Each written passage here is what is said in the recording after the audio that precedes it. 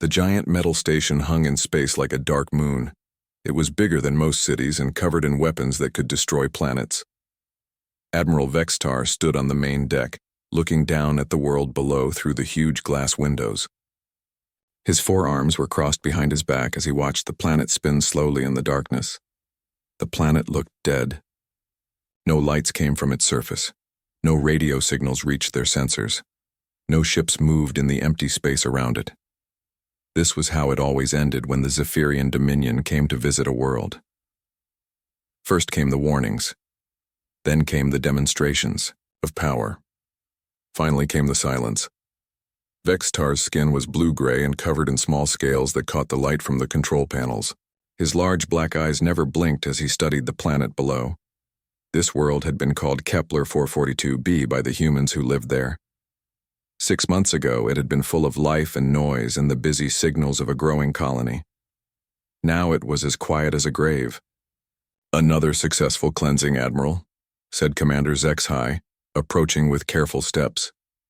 Her voice carried the satisfaction that all Zephyrians felt when they completed their work. "The humans have been silent for 187 of their days. Our sensors show no movement, no heat signatures, no electromagnetic activity. They are extinct." Vextar nodded slowly.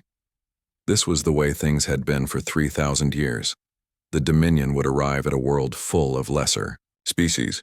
They would make their demands simple and clear: submit completely or die completely. Most species chose to submit after seeing what happened to those who refused. But some, like these humans, chose to fight instead. The humans had been different from the start. When the Dominion first contacted them, they had not begged or offered treasures or promised to serve faithfully. Instead, they had asked questions. How many ships did the Dominion have? What were their weapons like? How long had they been conquering worlds? The questions had amused Vextar at first. It was like insects asking about the boot that was about to step on them. But the humans had kept asking questions even as the first demonstration bombs fell on their outer settlements. They had kept broadcasting messages even as Dominion ships destroyed their orbital stations. They had kept fighting even when their fleet was reduced to burning debris floating in space. Only when the final human ship exploded in a burst of blue flame had the planet finally gone quiet. "Sir, should we begin the resource extraction phase?" asked Zexhai. Her four hands worked quickly over the control panel, bringing up charts and numbers that showed what valuable materials could be taken from the dead world below. "Not yet," Vextar said. He had been an admiral for 400 years and had conquered 67 worlds. Something felt different about this place, though. He could not explain what it was. "Continue monitoring. I want to be completely certain." Zexhai looked confused. The Dominion had never made mistakes before. When they declared a species extinct, it stayed extinct.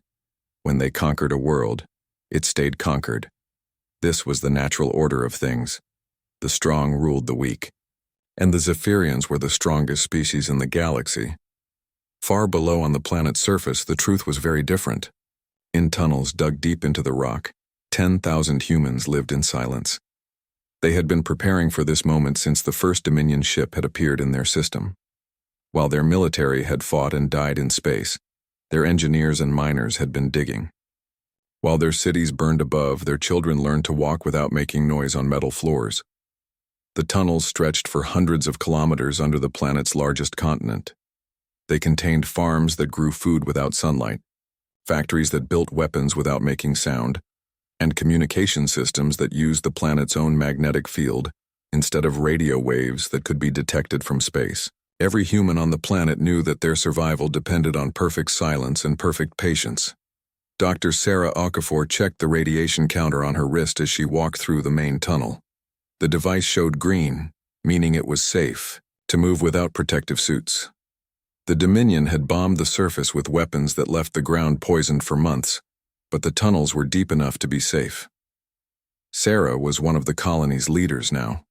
Though she had been just a geology professor before the invasion began. "How are the children doing?" asked Marcus Webb, falling into step beside her. Marcus had been a construction foreman before becoming the head of tunnel security. His job now was to make sure that no sound from their underground city ever reached the surface. "They're learning," Sarah said quietly. Even deep underground, they all spoke in whispers. The youngest ones don't remember what it was like before, when we could make noise. Sometimes I think that might be better for them. They walked past rooms where families lived in spaces no bigger than closets, past workshops where people built things they would need to survive, past classrooms where children learned math and science and history in complete silence, using hand signals and written words instead of speaking out loud. The hardest part was not knowing if help would ever come. Earth was so far away that messages took years to travel between the worlds. The colony had been on its own when the Dominion arrived, and it was still on its own now. For all they knew, Earth itself might have been conquered and destroyed, but Sarah and the other leaders kept a secret that gave them hope. Before the invasion, they had sent a message back to Earth. It contained everything they had learned about Dominion ships and weapons and tactics. If Earth still existed, if Earth had received their message, if Earth had been able to build new ships and learn new ways to fight, then maybe someday help would come. Above them, Admiral Vextar continued to watch the silent planet, unaware that beneath his feet humanity was waiting. The space around Kepler 442b had been empty and quiet for 6 months. Admiral Vextar had grown used to the peaceful silence. His daily routine was simple. Check the sensors for any signs of life on the planet below, review reports from other conquered worlds, and plan the next phase of resource extraction. The Dominion had won another victory just like always. That peaceful routine ended at exactly 14:27 ship time, when every alarm on the station began screaming at once. Admiral. Commander Zexai's voice was high with panic as she ran to the main display. Her 4 hands moved quickly over the controls, bringing up readings that made no sense. Sir, we have a massive hyperspace distortion forming 2 million kilometers off our starboard side. Vextar moved quickly to look at the display. The numbers were impossible. Whatever was coming out of hyperspace was huge, much bigger than any Dominion ship. The energy reading showed something the size of a small moon preparing to drop back into normal space. Is it one of ours? Vextar asked, though he already knew the answer. The Dominion kept careful track of all their ships. Nothing this large was supposed to be in this system. No, sir, Zexai said, her voice shaking. The hyperspace signature is completely unknown. We have never seen anything like this before. On screens around the bridge, Zephyrian officers watched, the impossible readings with growing fear. For 3,000 years, the Dominion had been the most powerful force in the galaxy. Their ships were the biggest and strongest. Their weapons were the most deadly. No other species had technology that could challenge them. So what was creating readings like this? The hyperspace distortion grew larger and brighter on their sensors. Space itself seemed to twist and bend as something enormous prepared to enter their reality. Energy readings spiked beyond anything in the Dominion database. Warning lights flashed red across every control panel. Then, with a flash of light that lit up the entire system, the human battleship Defiance dropped out of hyperspace. It was nothing like what the Zephyrians expected to see. Their own ships were smooth and elegant, built to look beautiful as well as powerful. This human ship looked like it had been built for only one purpose: war. It was a wedge of dark metal over a kilometer long, covered in armor that showed the scars and burn marks of many battles. Every surface of the ship was covered with weapons. Huge railguns stuck out from its sides like the spines of some deadly creature. Missile pods covered its hull in neat rows. Point defense systems tracked back and forth, looking for targets to shoot. This was not a ship built to explore or trade, or carry diplomats. This was a ship built to kill other ships. Captain Sarah Chen stood on the bridge of the Defiance, watching the Zephyrian station through the main viewer. Her neural implants fed her information faster than any normal human could process. Ship positions, weapon ranges, shield strengths, structural weak points. All of it appeared in her mind as glowing numbers and diagrams. "Tactical report," she said calmly to her bridge crew. 12 Dominion ships in system, reported Lieutenant Commander Torres from the weapons station.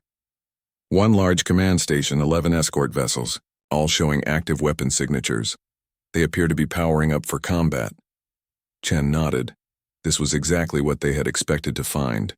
The Dominion always left a fleet behind to guard conquered worlds and make sure no survivors tried to rebuild. What they had not expected was for someone to come looking for those survivors. Communications. Open a channel to the Dominion command ship, Chen ordered. Channel open, Captain, came the reply. On the Zephyrian station, Admiral Vextar stared at the human ship with disbelief. The humans were supposed to be dead. Their fleet had been destroyed months ago. Their planet was silent and empty. How could they have built something like this? Where had it come from? Sir, they are attempting to communicate, Zexhai reported. Put it on the main screen, Vextar said. He needed to see what kind of creature could command such a vessel. The image that appeared on the screen was of a human female, smaller than any Zephyrian warrior, but somehow more frightening than anything Vextar had ever seen. Her eyes were cold and calculating. Her face showed no fear, even though her single ship was outnumbered 12-1. When she spoke, her voice was calm and steady. This is Captain Sarah Chen of the Terran Defense Force Battleship Defiance. You are holding 10,000 human civilians prisoner on the planet below. You have 30 seconds to begin immediate evacuation procedures and release them to our custody. Vextar's forearms trembled with rage and confusion. A prisoner exchange? The humans were dead. There were no prisoners to exchange. And how dare this tiny creature make demands of the Dominion? Unknown vessel, Vextar replied, his voice carrying the authority of 3,000 years of conquest. You are in violation of Dominion space. The world below has been lawfully conquered and its population eliminated according to our standard protocols. You will surrender your ship immediately or be destroyed. Captain Chen smiled, but it was not a friendly expression. Admiral Vextar, I presume, we know all about your standard protocols. We know about the 67 worlds you have destroyed. We know about the billions of innocent people you have murdered. And we know exactly how your weapons and tactics work. Impossible, Vextar snarled. Your species has been extinct for 6 months. Reports of our extinction have been greatly exaggerated, Chen replied. You have 20 seconds remaining to begin evacuation procedures. Around the bridge of the Dominion station, officers looked at each other in confusion and growing fear. This conversation was not following any script they knew. The humans were supposed to beg for mercy or offer to surrender. They were not supposed to be giving ultimatums to the most powerful military force in the galaxy. Sir, Zexhai whispered, urgently, our tactical computers show their ship is heavily armed, but it is still only one vessel against our entire fleet. Should we respond with standard elimination protocols? Vextar straightened to his full height. He had conquered dozens of worlds and destroyed hundreds of ships. No single vessel, no matter how large or well-armed, could stand against the combined might of a Dominion battle group. The humans were either insane or bluffing. All ships prepare for combat, he ordered. Target the human vessel and prepare to fire on my command.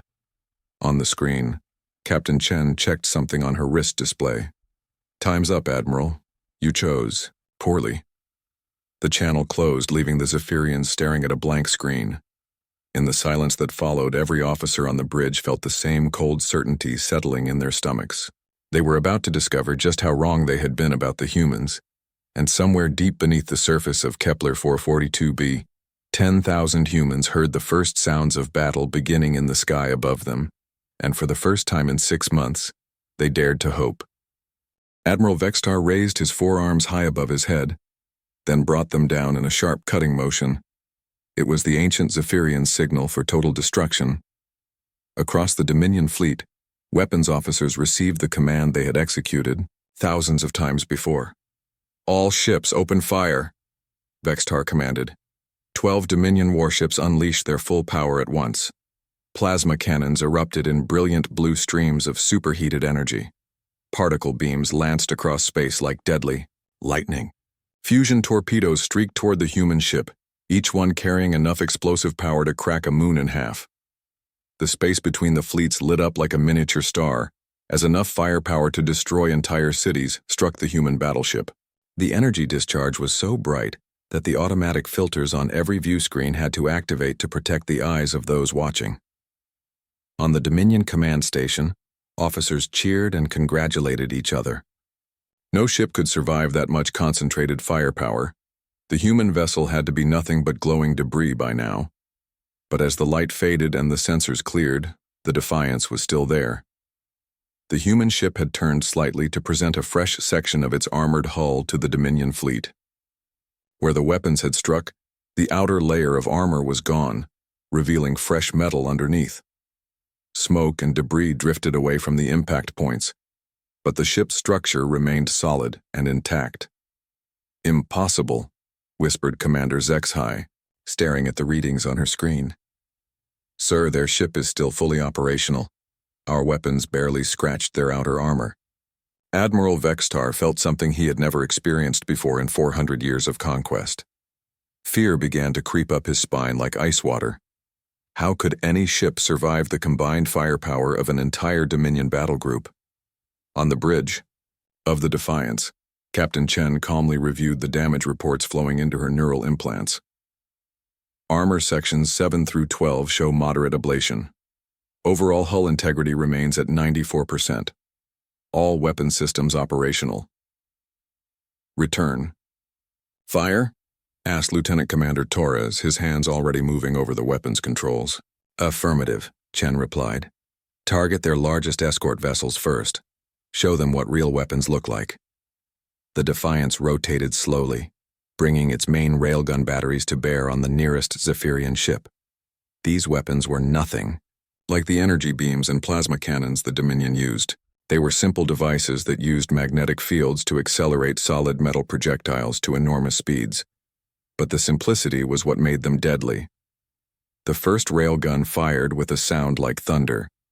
A tungsten rod the size of a telephone, pole shot out of the barrel at 20% the speed of light. The Zephyrian ship it was aimed at had shields designed to deflect energy weapons, but no defense against a chunk of metal moving that fast. The projectile punched through the alien ship's shields like they were made of paper. It passed through the hull, the crew quarters, the engine room, and out the other side, leaving a perfectly round hole 3 meters wide. Secondary explosions began almost immediately as the ship's power systems failed and its weapon magazines caught fire. The Zephyrian vessel broke apart in a chain of explosions that lit up the darkness of space. "What was that?" Vextar demanded, watching in horror as one of his ships died in seconds. "Unknown weapon type, sir," HFY reported, her voice shaking. "Some kind of kinetic projectile moving at relativistic speeds. Our shields offered no protection at all." The second railgun fired, then the third, then the fourth. Each shot was perfectly aimed. Each shot found its target, and each shot destroyed another Dominion warship. The aliens had never faced kinetic weapons before. Their entire military doctrine was based on energy shields and plasma weapons. They had no defense against old-fashioned bullets, even bullets moving at nearly the speed of light. In less than 10 minutes, 6 Dominion ships were either destroyed or burning hulks drifting in space. The surviving vessels tried to change their tactics, spreading out to make themselves harder targets, but the human ship moved with them. Its engines pushed it through space with an agility that seemed impossible for something so large. "Sir, we need to retreat," Commander HFY said urgently. "Our weapons cannot penetrate their armor, and their weapons are destroying us one ship at a time." But Admiral Vextar was not listening. He was staring at the tactical display, watching as another of his ships exploded under human fire. His mind could not accept what was happening. The Dominion did not lose battles. The Dominion did not retreat. The Dominion was the supreme military power in the galaxy. "All remaining ships, continue the attack," he ordered. "Ram the human vessel, if necessary. We cannot allow word of this defeat to spread." The surviving Dominion ships obeyed, charging toward the Defiance with desperate courage.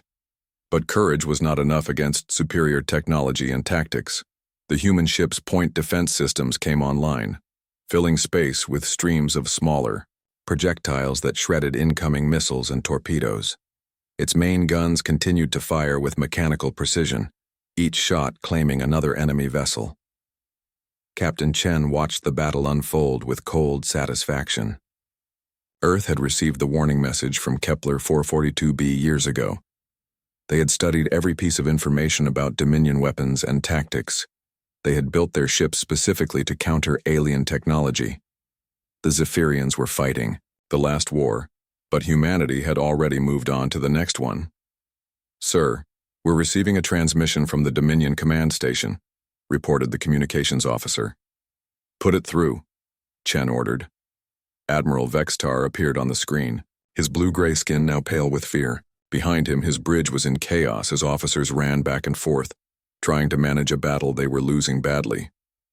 "Human commander," Vextar said, his voice no longer carrying the arrogance of absolute power. "I am prepared to discuss terms of surrender."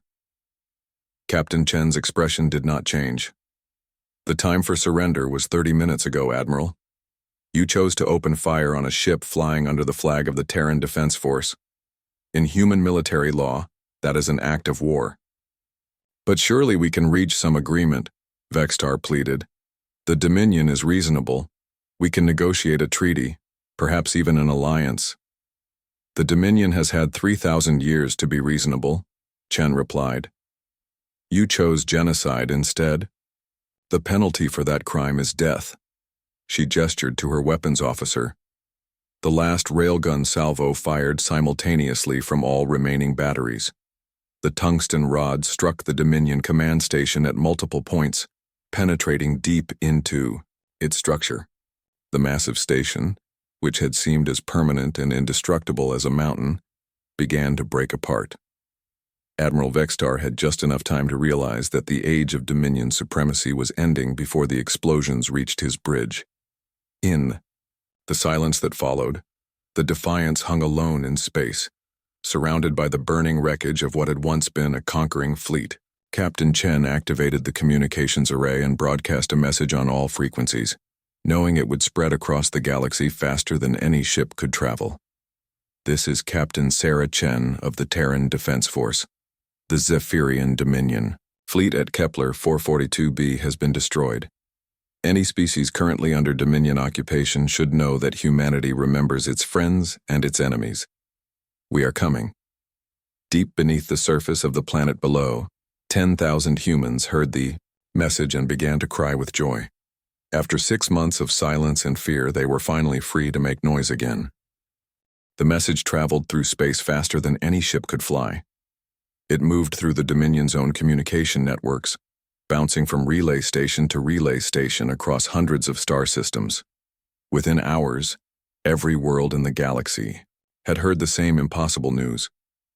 A human battleship had destroyed an entire Dominion fleet. For 3,000 years, the only sounds that came from Dominion battles were the screams of their victims and the victory songs of their warriors. Now, for the first time in galactic history, the screams belonged to the Zephyrians. On the prison world of Morak 7, the Cathari slaves stopped their work in the mineral mines when they heard the broadcast. These tall, thin creatures had once been master engineers before the Dominion conquered their world 200 years ago. They had built great cities and magnificent spacecraft before being forced to dig rocks from the ground with primitive tools. Elder Kethron was nearly 300 years old and remembered the time before the conquest. His 6 arms were bent with age and hard labor, but his mind was still sharp. When he heard Captain Chen's message, something awakened in his chest that he had thought was dead forever. "Did you hear that?" he whispered to the younger Cathari working beside him. "The humans destroyed a Dominion fleet, an entire fleet." "Impossible," replied Zethma, though her voice carried hope she tried to hide. "No one can defeat the Dominion. They are too strong, too powerful." But Kethron remembered the ancient weapons his people had hidden in the deep caves before the surrender. The Dominion had demanded that all weapons be destroyed, but the Cathari had been clever. They had hidden plasma rifles and fusion charges in places where the conquerors would never think to look. "Perhaps," the old engineer said carefully, "it is time to remember who we used to be." On the oceanic world of Thessia Prime, the crystalline, Thessians felt the news differently than other species. Their bodies were made of living crystal that could vibrate and resonate with specific frequencies. For 200 years, they had been forbidden to sing their traditional harmonic songs. The Dominion considered any group singing to be a form of rebellion. But when the Thessians heard Captain Chen's broadcast, something changed in their crystal hearts. Deep beneath the ocean, In caverns the Dominion had never found, the first harmonic, notes began to ring. The sound was soft at first, barely more than a whisper of crystalline voices, but it grew stronger as more Thessians joined the song.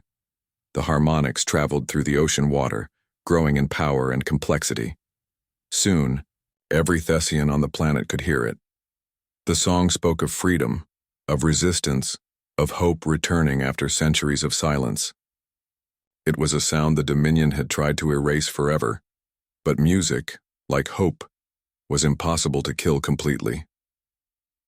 Admiral Drexanon stood in the command center of Dominion Central on the capital world, watching reports flood in from across the Empire. His forearms moved frantically between different communication panels as more and more impossible news arrived. "Sir, we have riots on Kepler 186F, reported one officer. "The human population there is refusing to work in the factories." "Unconfirmed reports of weapons fire on Vega 7, called another. "The local garrison is requesting immediate reinforcements." "The Thessian homeworld has gone completely silent. Sir, all communications have been cut." Drexanon felt panic rising in his throat like acid. The Dominion had ruled through fear for 3 millennia. Their power came from the absolute certainty that resistance was impossible. But now that certainty was broken, one human ship had shattered the myth of Dominion invincibility, and the cracks were spreading through the entire empire.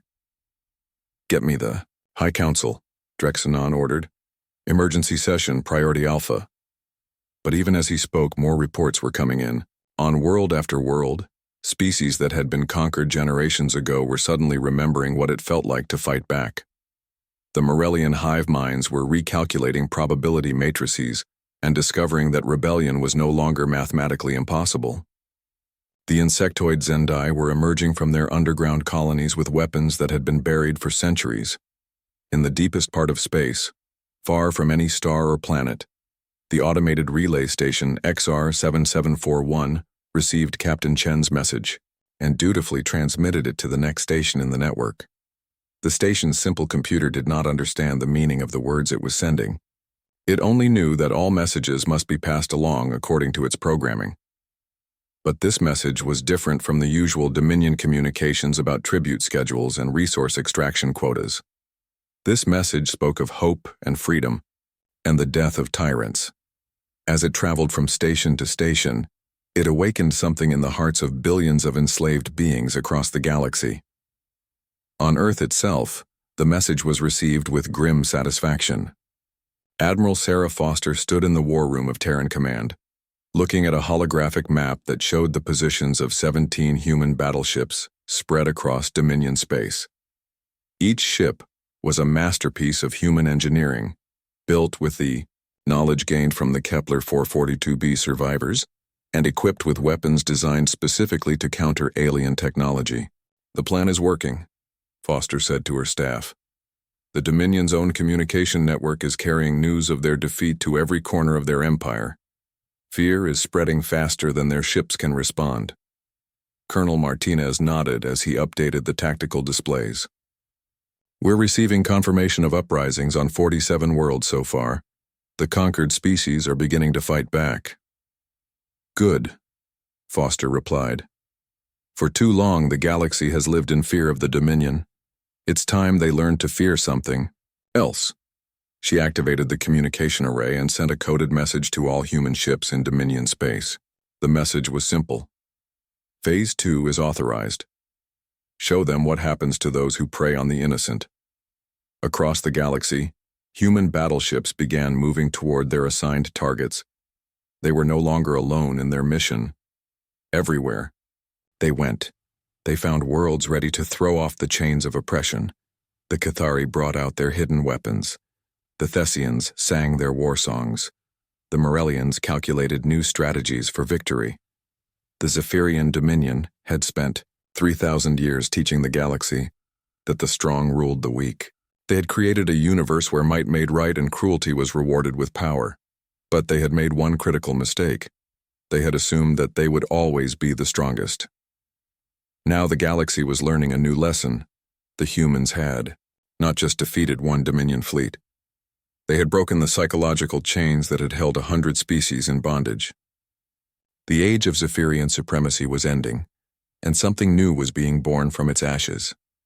In the depths of space, the relay stations continued their work, carrying messages of hope and rebellion to every corner of the galaxy. The Dominion's own technology was being used against them, spreading the virus of freedom through their communications network like a digital disease. And somewhere in the darkness between the stars, more human ships were dropping out of hyperspace, ready to continue the work that the Defiance had begun. The galaxy would never be silent again. 1 year after the battle at Kepler 442b, the galaxy looked completely different. The Zephyrian Dominion, which had seemed as permanent as the stars themselves, was gone.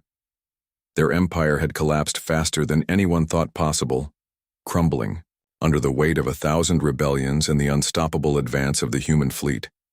Admiral Sarah Chen stood on the observation deck of the Defiance, looking down at the blue-green world of Zephyr Prime. This was the homeworld of the species that had terrorized the galaxy for 3,000 years. Now it hung in space like any other planet, no longer protected by the massive fleets that had once made it untouchable. The planet below was broadcasting surrender messages on every frequency. The same voices that had once demanded the submission of entire species were now begging for mercy. The same leaders who had ordered the deaths of billions were now promising to cooperate fully with human authorities. "Captain, we're receiving another transmission from the planetary government," reported Lieutenant Torres from the communications station. "They're offering to provide full documentation of all Dominion military assets and the locations of prison camps throughout their former territory." Chen nodded but did not look away from the planet. She remembered the children on Kepler 442b who had learned to walk without making noise. She remembered the mass graves that Dominion forces had left on dozens of worlds. She remembered the 3,000 years of suffering that the Zephyrians had inflicted on innocent people. "Tell them their offers are noted," Chen replied, "but remind them that they are in no position to negotiate." Behind her, the bridge of the Defiance hummed with quiet activity. This ship had become famous throughout the galaxy as the vessel that struck the first blow against Dominion tyranny. Songs were written about it on liberated worlds. Children played games pretending to be its crew. But Chen knew that the real victory had not been won by any single ship or battle. The real victory had been won by the countless beings who chose to fight back when they learned that the Dominion could be beaten. On the planet Cathari 7, Elder Kethron stood in the ruins of what had been a Dominion administrative center. His people had reclaimed their world in less than 6 months, using weapons they had hidden for 2 centuries and tactics they had never forgotten. The tall, thin Cathari moved through the rubble with careful steps, their 6 arms working to clear away the debris of oppression. "Elder," called young Zethma, approaching with excitement in her voice. "The human ships have arrived in orbit. They want to speak with our leadership council." Kethron smiled, showing sharp teeth that had not been seen in a smile for 200 years. "Then we shall speak with them as equals, not as slaves or conquerors, but as free beings who have fought for their freedom." The meeting took place in the same building where Cathari leaders had once been forced to sign surrender documents. Now it hosted discussions about trade agreements, cultural exchanges, and mutual defense pacts. The humans had not come as new masters to replace the old ones. They had come as liberators who understood that true victory meant helping others stand on their own feet. On the crystalline world of Thessia Prime, the ocean itself sang with joy. The Thessian people had found their voices again, and their harmonic songs now filled the water with music that could be heard from space. Their crystal bodies glowed with patterns of light that told stories of resistance, victory, and hope for the future.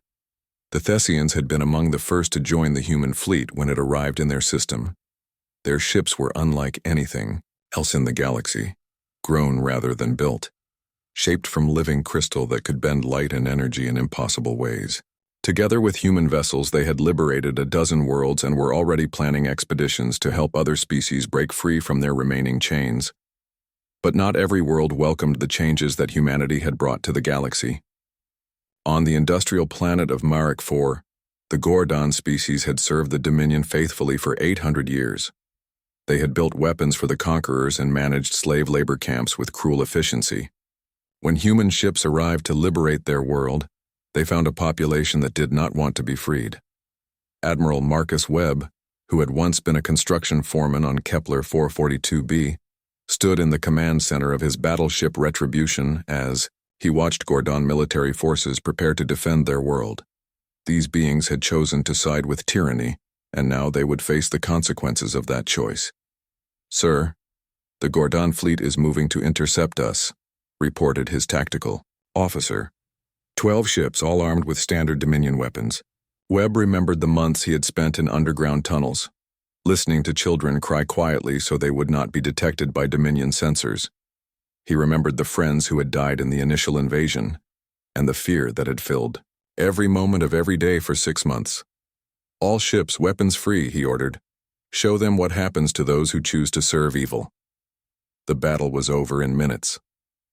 The Gordon ships, designed and built with Dominion technology, stood no chance against human weapons and tactics, but Webb took no pleasure in the victory. These beings had made their choice, and that choice had consequences, but he wished they had chosen differently.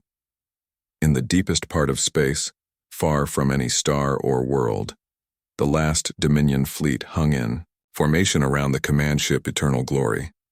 High Admiral Zexthul was the highest-ranking Zephyrian military officer still alive and free. His fleet consisted of 37 ships, the remnants of what had once been the most powerful navy in the galaxy. "Sir, long-range sensors are detecting human ships approaching," reported his intelligence officer. "At least 20 vessels moving, in perfect formation." Zexthul closed his 4 eyes and tried to remember what it had felt like to be invincible. For 3,000 years, his species had believed they were the ultimate predators, destined to rule over all other forms of life. That certainty had been their greatest strength and their greatest weakness.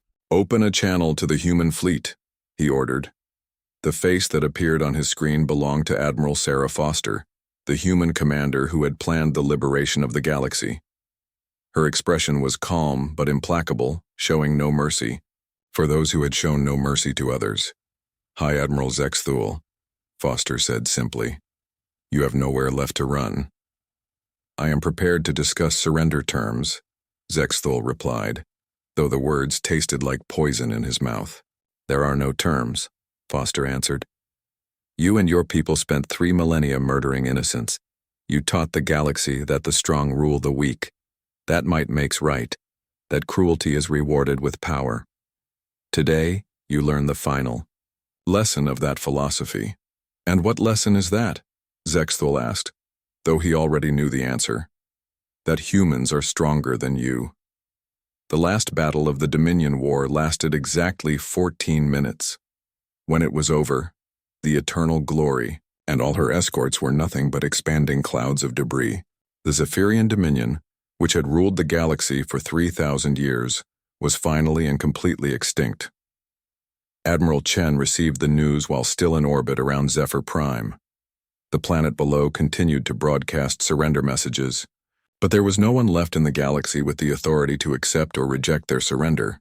The Dominion was gone, and in its place something new was being born. The galaxy was free, but freedom was only the beginning. Now came the harder task of building something better from the ashes of tyranny. Humans would help with that work, but they would not rule it. They had learned too much about the dangers of absolute power to make that mistake. Instead, they would stand guard and make sure that no new tyrants rose to take the Dominion's place. The galaxy had been silent for too long. Now it would learn to sing again, and humanity would make sure that song was never silenced.